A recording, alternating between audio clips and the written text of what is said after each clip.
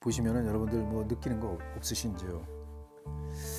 여기 이제 뭐 예전에 그 20세기에 뭐 그 안에 나타나는 원시주의 미술이에요. 원시적인 그 내용, 원시 미술 이런 내용인데, 그러니까 뭐 1913년도에 뭐 알렉산더 세브첸코라든가 이런 사람들이 주창했던 그 원시주의 그게 아니고,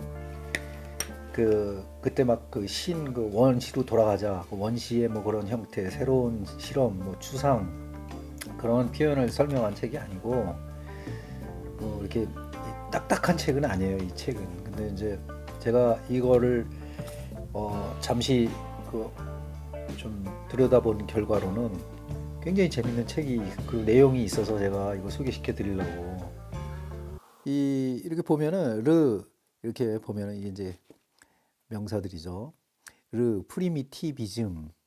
이게 무슨 뜻이냐면 이제 원시주의, 원래 의미 이런 뜻인데, 20세기 안에 있는 그 미술의 어떤 그 원시적인 그 내용, 원래의 의미, 원래는 이랬었다라는 그런 건데 이게 재밌어요.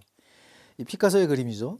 피카소의 그림이고 여기는 아프리카의 미술이죠. 제가 지난번 피카소가 우리 그 민화 까치 호랑이도를 그 내가 그 찾아내서 이제 그 여러분들한테 보여줬는데, 피카소는 이제 뭐 어디서든지 다 가져와요. 그 차용의 왕이니까 진짜 그야말로 여기저기서 다 따온다고. 근데 우리의 민화도 뭐 놓치지 않고 베꼈는데, 까치 호랑이에서 우리의 그 까치 호랑이의 의미도는 다 없어지고, 이제 거기서는 폭력에 의한 호랑이를 아주 폭군으로 보고 까치를 죽이는데 그런 내용이었는데, 이 피카소가 그렸던 이런 것뿐만이 아니고 여러 가지 우리가 대가라고 그 느끼는 이 서양 미술을 한 분들의 이야기를 제가 잠시만 할게요. 여기에 또 중요한 한국적인 내용이 나오니까 그거를 제가 때문에 이제 강의를 지금 이거 하는 건데, 이 하여튼 이게 원시주의 원래는 이랬었다 뭐 이런 그 내용인데, 이제 이렇게 좀 보자면은 이, 이 목차는 이제 넘어가고, 뭐 이런 거는 뭐 이제 브랑쿠지가 나오잖아요. 이제 브랑쿠지는 누구냐면은, 잠깐만요. 이 어리지니까 제가 리모컨을 보면서 리모컨으로 컨트롤 해가지고 여기 이제 뭐 반짝반짝 빛나는 거 이런 걸 없애려고 지금 노력을 하고 있는 중이에요. 이 첫 페이지에는 이제 브랑쿠지인데, 이 브랑쿠지가 누구냐면은, 이 브랑쿠지는 이제 그 현대 그 조각가의 아버지라고 하는 사람이에요. 이 브랑쿠지는 이제 그 지금은 그 거기에 오픈을 시켜놨는지 모르지만 프랑스의 그 14구역에 가면은 뽕피두 그 미술관이 있는데, 14구역인가? 뽕피두 미술관 바로 그 오른편견에 비닐하우스처럼 그 온실이 하나 있는데, 유리로 진 온실이죠. 거기 브랑쿠지 그만 모아놓은 그 관이 있어요.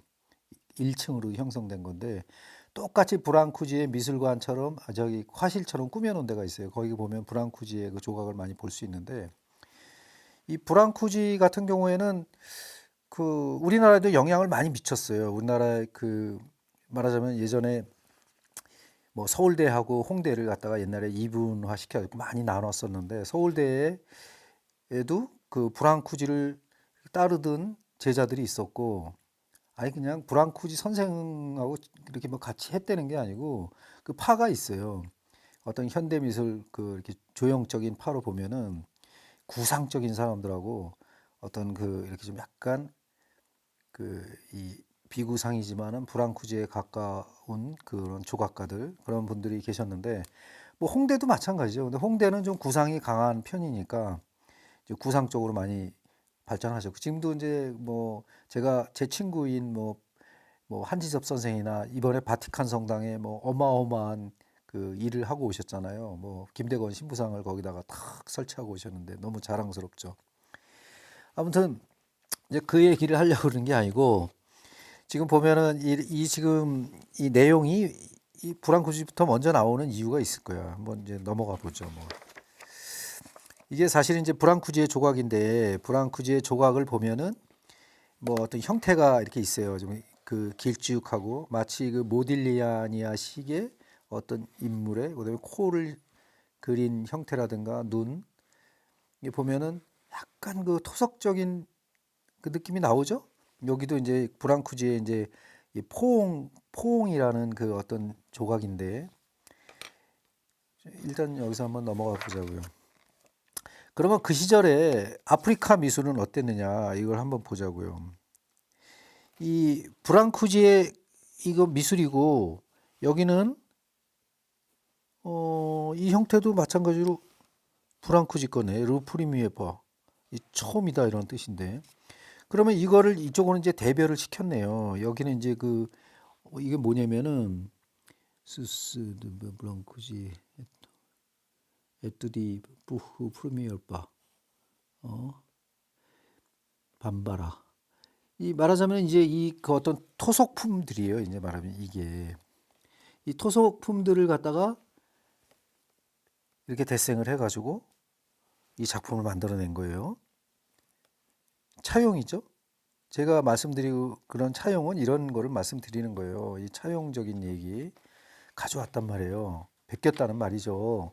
쉽게 얘기해서 그건 나쁘게 얘기하면 베껴 먹었다 이렇게 얘기할 수 있는데, 이 그 차용이 허용된다 그랬죠. 우리 그 미술에는 그 차용이 뭐냐면 이제 이 아시아 특히 우리나라에서는 그걸 표현할 때 온고이지신 이렇게 표현하고 그러는데, 이 보면은 이 그 옛 것에서 새로운 것을 찾아낸다 이런 말인데, 사실 알고 보면은 이 그런 게 미술사에 엄청 많았어요. 거의 뭐 오세아니아나 아프리카 미술을 통으로 빌려다가 쓴 분들이 많다고. 그분의 대표적인 주자가 말하자면은 브랑쿠지, 피카소 이런 분들이에요. 그러니까 현대 미술의 아버지라고 하지만은 이미 토속적인 내용에서 우리가 많은 것을 느낄 수가 있다고. 거기에 우리 민화도 못지 않다라는 얘기죠. 이, 이 보면은 이 하여튼 그 이 콜렉션들인데, 이거는 거의 여기 보면 이것도 브랑쿠지라고 써 있죠. 브랑쿠지 포트레드 마담 엘왈. 어떤 마담, 그러니까 인물화를 표현한 건데, 오른쪽은 1914년, 1918년에 한 거고, 콜렉션 파티클리에 개인 소장이고, 이 이런 조각들이 말하자면 이건 이제 옆 모양을 찍은 거겠죠. 이렇게. 이것도 마찬가지로 브랑쿠지의 작품이고, 이것도 누벨 브리티시 뮤지엄. 이거는 그 예전에 그 영국 그 대형 박물관에 있는 뉴기니아, 누벨 기니 이렇게 썼으면 뉴기니아거든요. 이게 뉴기니아의 작품인 그 토속품인데, 뉴기니아의 토속품이 이 브랑쿠지의 그 작품하고 거의 뭐 비슷하네요. 하여튼 그런 얘기를 하는 거예요. 이게 그래서 옛날에도 이 신문이나 이런 데 논쟁이 된 적이 있어요. 너무 똑같지 않느냐. 어떤 그 예전에 있는 그 조각들이 다 그렇지 않느냐. 뭐 이런 얘기를 이제 자꾸 하는 거죠. 그래서 요 지금 사진 찍혀 있는 요런 것들이 말하자면 그 브랑쿠지 미술관, 뽕피두의 옆에 있는 거기에 그거를 축소시켜 놓은 그 관이 있는데, 거기를 사진 찍은 거예요. 이제 이런 내용을 다루는 책이 바로 이 책이에요. 말하자면. 그래서 재밌어서 제가 옛날부터, 야, 사람이 차용을 하는데 미술품을 차용하고 내 것으로 만드는데 그 과정이 자세하게 얘기하지는 않잖아요. 누구든지 말 안 하고 넘어간다고. 근데 말하는 거예요. 여기는 그 책은 그런 내용이에요. 학자들이 연구한 책이에요. 말하자면.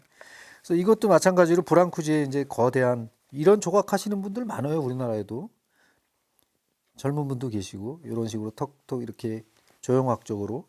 근데 그런 류의 아버지가 바로 이 브랑쿠지라고.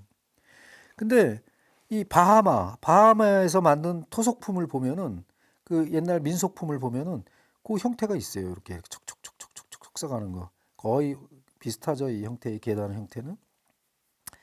그래서 브랑쿠지의 미술을 얘기할 때 아프리카나 오세아니아 이 어떤 그 이 원시 민족이 그 추구했던 그 토템이라든가 이런 거를 배제할 수가 없다는 내용을 말씀드리는 거예요.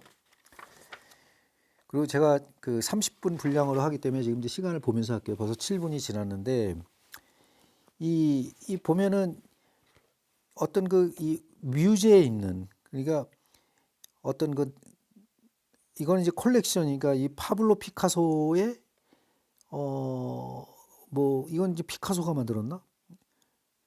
이 파블로 피카소가 컬렉션을 한 거네요. 이건 브랑쿠지 시우메르 부아들.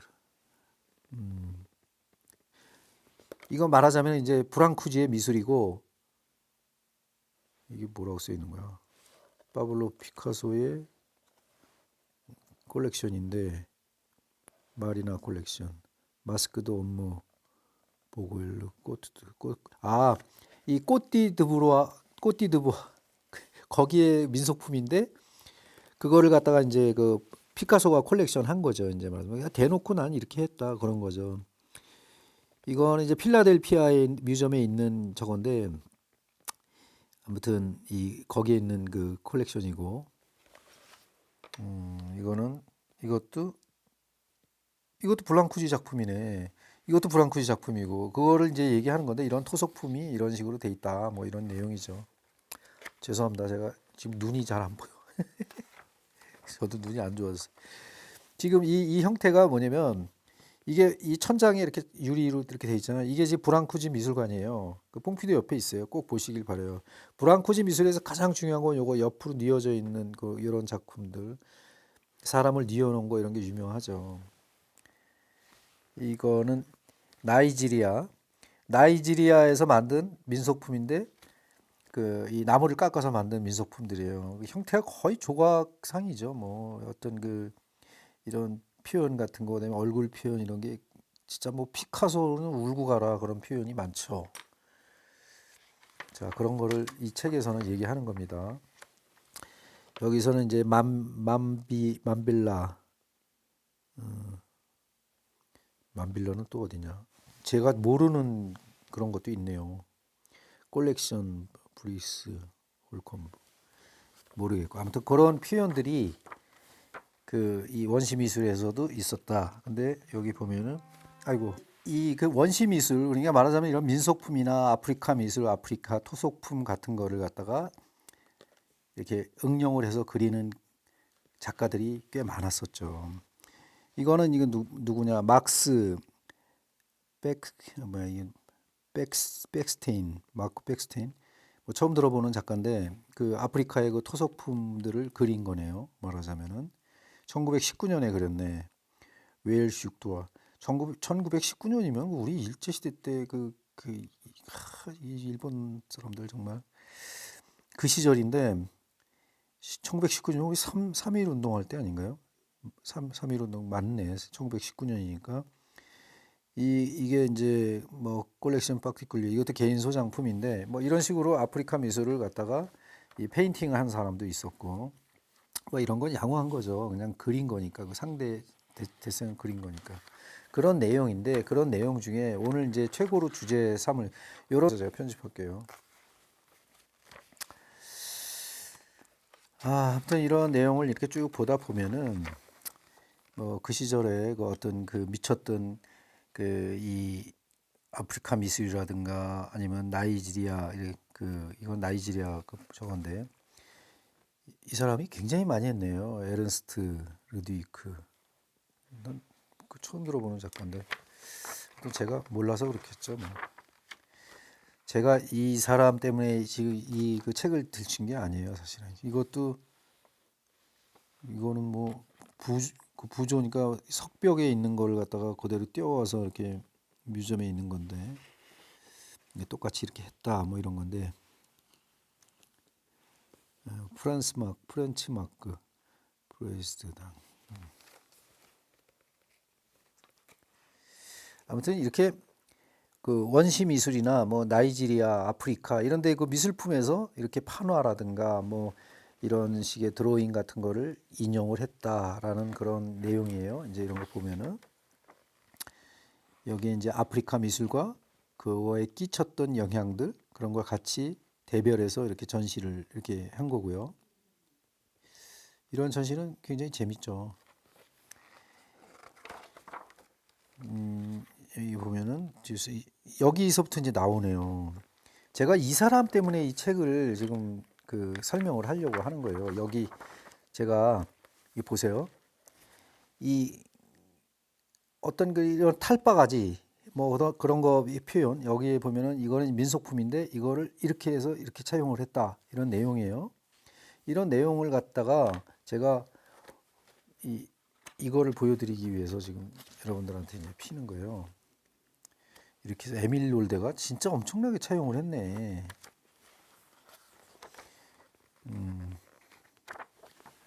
이 페이지를 보여드리려고 그래요.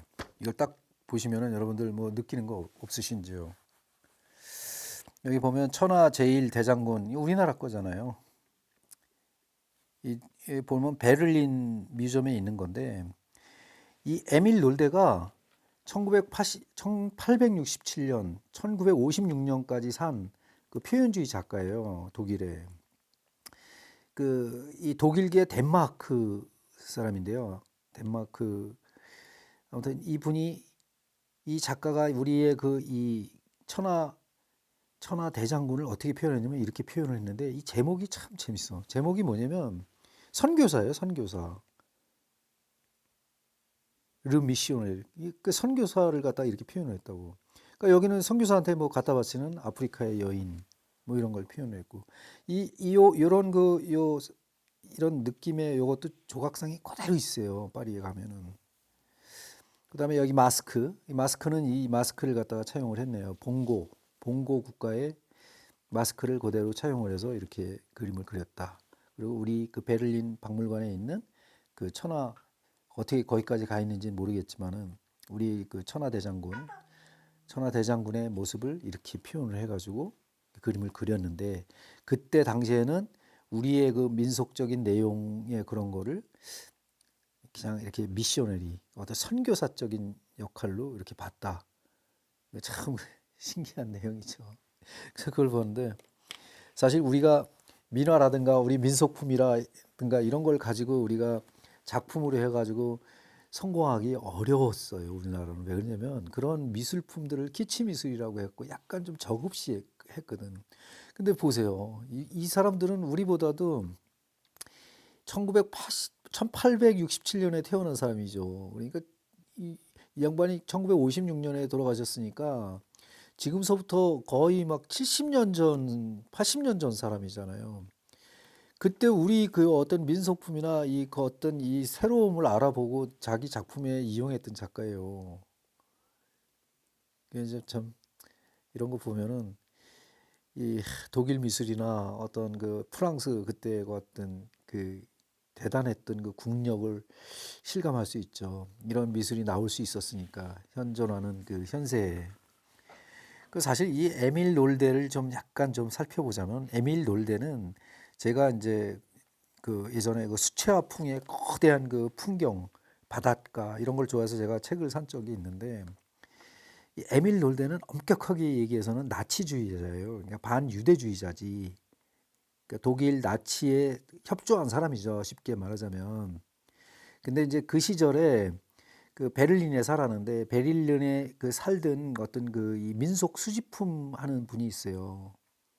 구스타프 시플러라는 아주 유명한 그 민속품 수집가인데 그 사람이 친구기 때문에 이런 것도 볼 수가 있고 그런 거를 이제 뭐 사진도 찍고 이용할 수가 있었던 거예요. 그래서 이 그런 이런 걸 말씀드리는 제 목적은 뭐냐면 우리가 수없이 그 얘기를 해도 안 통하는 분야가 있습니다. 우리의 민화라든가 우리나라의 고유에 내려왔던 그 대단한 그 어떤 그 예술거리가 될 수 있는 그게 진행이 됐으면 그야말로 그게 팝이고 그게 뭐 어떤 아트죠. 그런 게 다 일제시대 거치면서 죽어버렸고 또 일제시대에 그 협조했던 미술가라든가 그다음에 그게 완전히 그 뒤바뀌지 않는 그 사고관, 사대주의 관이 우리의 그 미술을 계속 누르면서 억압해 왔던 거죠. 그런 말씀을 드리려고 했던 거예요. 그래서 뭐 일제 시대를 겪지 않았으면 우리가 어떻게 될까 하는 이제 그런 것 때문에 저는 이제 그 어떤 이 어떤 논문 쓰듯이 작품 전도하고 그랬었는데 그때 이제 1983년도에 도시 시리즈 거기 보면 이제 세한도라고 해갖고 추사 김정희가 계속 그 파가 추사파가 계속 일제 시대를 겪지 않았으면 어떤 식의 현대 미술에 영향을 미쳤을까 하는 전시회를 제가 했었거든요. 물론 저는 이제 그 에콜레 보자르에서 프랑스에서 공부를 했지만 그럼에도 불구하고 어떤 이제 그런 거를 알아보려고 노력을 많이 했어요. 물론 이제 후원자가 계셨으니까 그 작품 전시를 했는데 그때 당시에 이제 이 거대한 조선 총독부가 아직도 거기에 존재하고 있었다고. 그 92년도만 해도 그 광화문에 조선 총독부 건물이 있었어요. 그래서 그거 보고 진짜 마음이 안 좋아가지고 그것도 내가 이제 이 역사 속에 사라질 수 있으니까 그리자 해서 그것도 그리고 200권짜리에다. 그다음에 박제화된 박물관이라는 게 참 그 정리를 하지 않으면은 그 일제와 아니면 우리의 그 역사를 갖다가 정확하게 표현할 길이 없는 그 이 학예사나 뭐 어떤 그 여러 가지 그 관료들이 그 해야 될 일을 갖다가 놓치고 있었던 그런 문제라든가 그런 거를 좀 되짚어 보기 위해 가지고 했던 전시인데 그때 이제 뭐 독립문도 그렸고 분황사도 그렸고 여러 가지 그렸었어요. 제가 이제 어렸던 시절이니까 그래서 이제 이런 미술에 이제 관심이 있어가지고 이 책도 이제 그렇게 입수하게 된 거예요.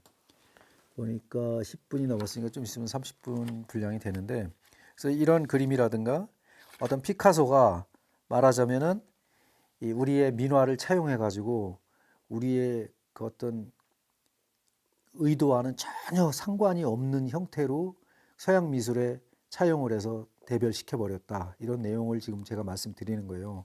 이분 에밀 놀데도 마찬가지라고. 우리 마을의 수호 신이잖아요. 천하지 대장군, 천하지하 장군 뭐 여러 가지 남녀가 같이 있어야 되겠죠. 우리의 그 어떤 동네 어구에 있는 그런 미술이죠. 그게 굉장히 예전에는 그 토속품들이 좋은 게 굉장히 많았다고요. 근데 이거를 소중하게 생각하지 않았기 때문에 다 썩어서 없어졌죠. 그래서 마침 이제 그거를 또 찍은 작가들이 있어요. 그 이제 그런 작가들 그 장승을 찍은 작가들이나 이런 사람들이 소중한 사람들인데 이제 그런 거는 이제 책으로 발간이 돼 있으니까 그거를 이제 그 좀 뭐 이렇게 생각해 보는 거고.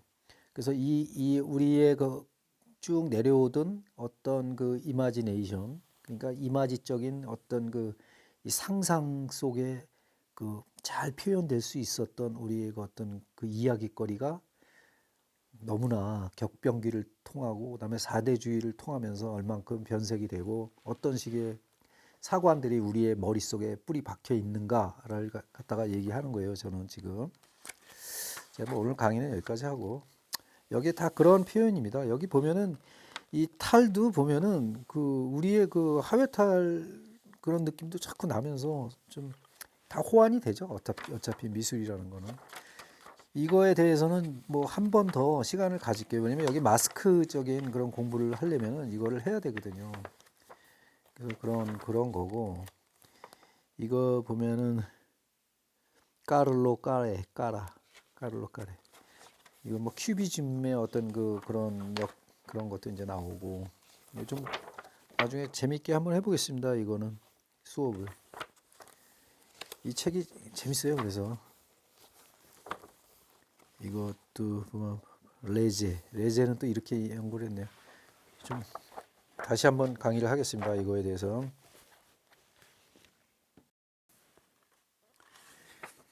이 공부라는 게 사실 요즘 이제 여기 뭐 두비패도 나오네. 이 그 두비패 풍해에 뭐 이런 거를 우리나라 작가님들도 뭐 이거를 흡사 뭐 좀 약간 차용해서 그리는 작가들도 좀 봐오는데 그런 분들 계시더라고요. 이분을 차용한 사람들이. 근데 이분도 마찬가지로 그 옛날 그런 민속품에 뭐 이 왼쪽에 있는 그거가 이제 그런 건데 이것도 뉴기니아의 어떤 그 토속품이네요. 그 나무로 만든 토속품인데 그 형태를 그대로 인용을 해가지고 자기 작품에 이게 차용을 한 거예요. 이런 형태나 이런 것도 여기 거의 다 나와 있죠. 목에 있는 이런 뭐 손 표현하는 이런 거. 그러니까 사실 알고 보면은 이 팝이라는 게 어떤 그 이 프랑스에서 행해져 왔던 거는 그것도 이것도 일종의 어떤 팝이죠. 근데 우리의 그 민화는 제대로 이렇게 평가를 못 받았다는 게 너무나 안쓰럽죠. 그러니까 무턱대고 베끼는 것보다는 이렇게 좀 그 흘러온 과정이나 이런 거를 갖다가 어떻게 자기의 멘탈 속에 받아들이느냐가 더 중요하다는 얘기죠. 제 얘기는. 그래서 이제 우리 컬렉터님들도 그런 생각은 좀 하셔야 돼요. 저 드뷔페 중에 현대미야? 저게 현대적인 미술이야? 그 현대적인 내용의 그런 거야? 그런 거 이전에 이런 그 여러 가지 진실이 존재한다는 거를 이제 말씀드리는 거예요. 뭐 그런 거 저런 거 다 귀찮으면은 뭐 생각 안 하셔도 돼요. 잭슨 폴록도 나오는데 잭슨 폴록이 이렇게 뭐 했던 그 형태들도 뭐 뭔가 연관이 된다라는 얘기를 이제 여기서 하는데 뭐 이건 호환미로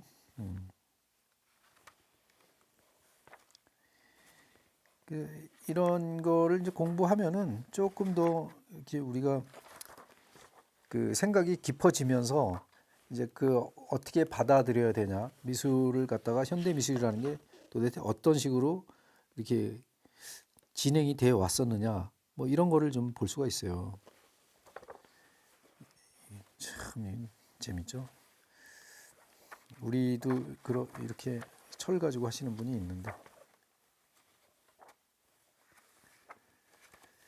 이 거대한 대지 미술 우리가